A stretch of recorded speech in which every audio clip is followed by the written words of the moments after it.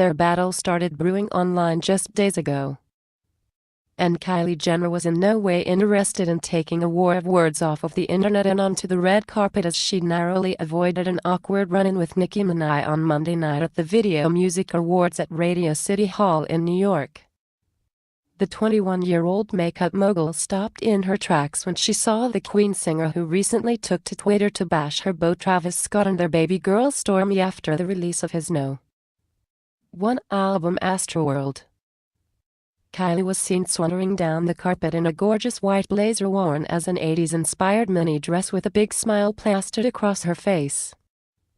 Her happy demeanor was quick to change as she spotted Minaj in the distance, and Jenner quickly changed direction and pace to find her handlers.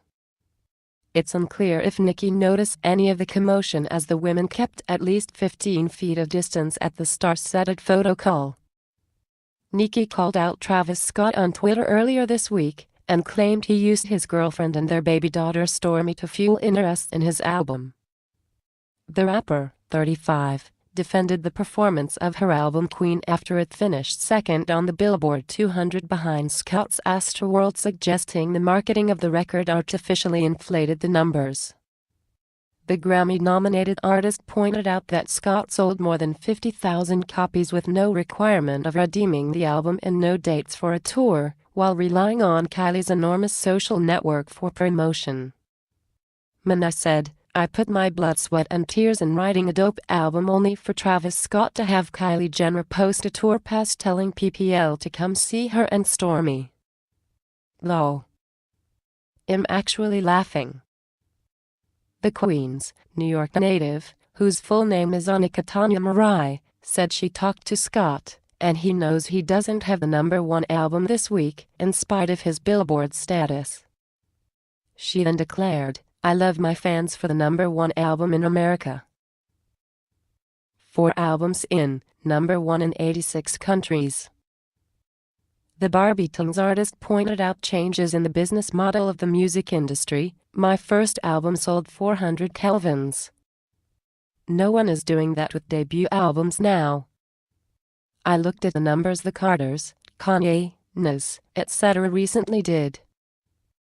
She noted how Scott has been able to successfully cross over his album sales with his fashion business, adding that it skews the numbers in a way that Billboard will address moving forward. "Travis sold 200 Kelvins in his first week of clothes alone," she wrote. "I spoke to him last night and he said he's been selling clothes before the music. Billboard says they'll change the rules cues of this, so it should be changed now."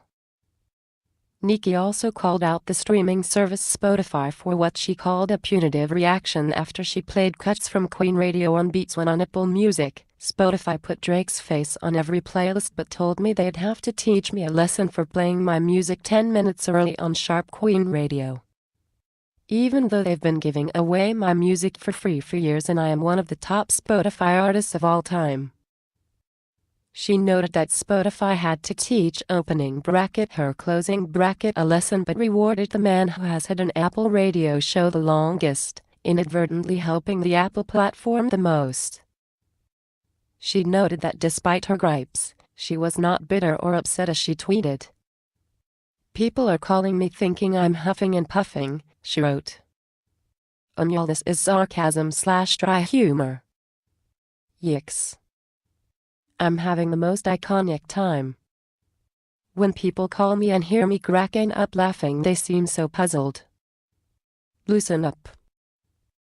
The Anaconda singer's new album, her first studio album since 2014's The Pink Print, was initially slated to drop in mid-June, but was delayed until this month so Minaj could put the finishing touches on it. Kylie and Travis' real name Jack Webster welcomed baby daughter Stormi into the world on February 1 after just 10 months of dating.